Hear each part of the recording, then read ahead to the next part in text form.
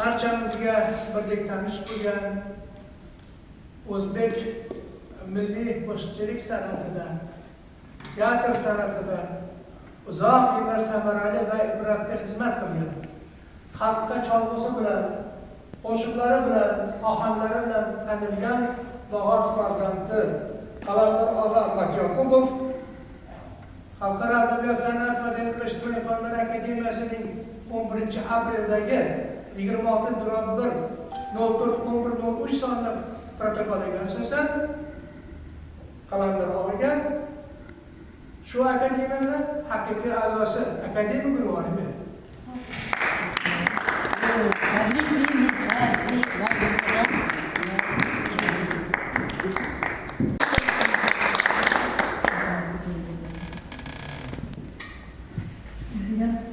Xalqaro adabiyot akademiyasini shu prezident kengash qarori bilan sizga demak Xalqaro adabiyot, san'at, madaniyat va ijtimoiy fanlar akademiyasi akademigi medali bilan taqdirlandi.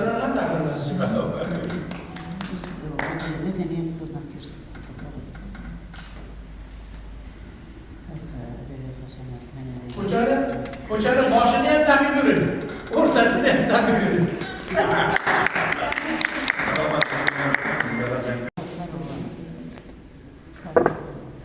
Bu e'tibor bu Xorazm san'ati uchun, adabiyoti uchun ham hurmat, ham katta e'tibor.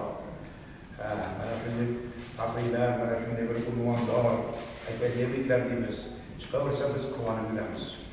Mani Allohdan sizlarga umidlar beryapmizki, ömrümüzün oxirigacha shu yozuvchi shoirlarimiz bilan hamnafas yaqinlashib, ömrümüzün oxirigacha xalqimizga xizmat qilish.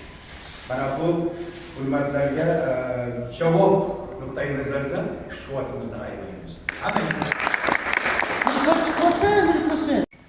Endi haqqingizni oldingizki, sövmegen meclisке varman, sükeniş derkar yemez. İki dil, iki könüllüler sana hiç yar emez. Dilger düşsem az, bülgül uşa sadık rafik. Yaxşılarga ergeşip, hemden buluş hiç ağır emez.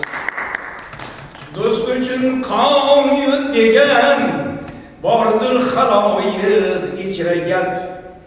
Çin muhabbet eştide, küysende hiç azar emez.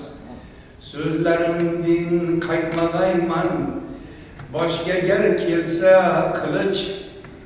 Özgeni sevsem eğer, namım meni ey gaffar emez.